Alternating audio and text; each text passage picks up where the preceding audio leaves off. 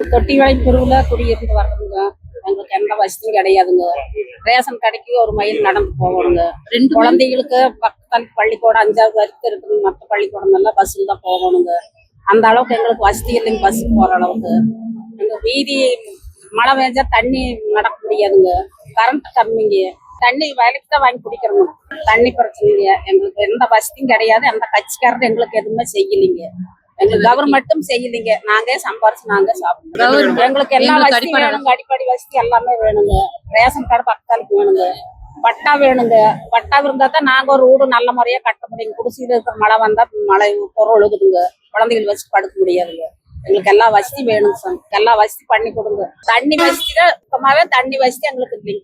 உப்பு தண்ணியா எந்த தண்ணி விலைக்கு மட்டும் ஒரு வண்டி வாங்கி வாரத்துக்கு ஒரு நேரம் ஒரு வண்டி வாங்குறோம். வண்டி தண்ணி வாங்கி தான் எங்களுக்கு அவ்வளவுதான். தொட்டிவாளையம் பிரிவு அண்ணா நகரன் அந்த மூலியமா எங்களுக்கு எந்த அடிப்படை வசதியும் இல்லைங்க. தண்ணி வந்தா ரோட்டுக்கு நடக்க முடியாது. ஊடு ஒழுகுதுங்க. நாங்க என்ன வச்சு இது பண்றதுங்க? எந்த அரசியல்வாதி கண்டுக்கல. இந்த அரசியல்வாதிகிட்ட தான் நாங்க வந்திருக்கிறோம். மனு கொடுத்துட்டு வந்தோடனே நீங்க வந்தீங்க.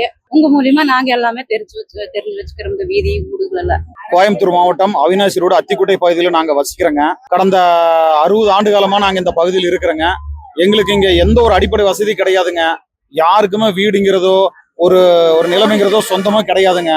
60 ஆண்டு காலமா ரொம்ப சிரமப்பட்டு வாழ்ந்துட்டு வர்றோங்க. எங்களுக்கு பட்டா மெயினா பட்டாக்காக தான் நாங்க இங்க போராட்டமே பண்ணிட்டு இருக்கிறோம். எல்லாருக்கும் நாங்க மனு கொடுத்துட்டோம். எம்எல்ஏல இருந்து எம்பி வரைக்கும் எல்லாருக்கும் நாங்க மனு கொடுத்துட்டோம்.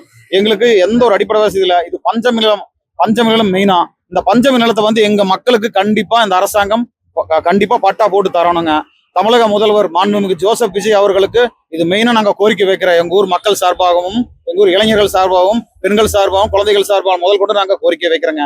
எங்களுக்கு மெயினா இங்க பட்டா, அடிப்படை வசதிகள், பள்ளிக்கூடம், தெருவிளக்கு, மின்சாரம், சாலை வசதி இது மெயினா பண்ணி கொடுத்துருங்க.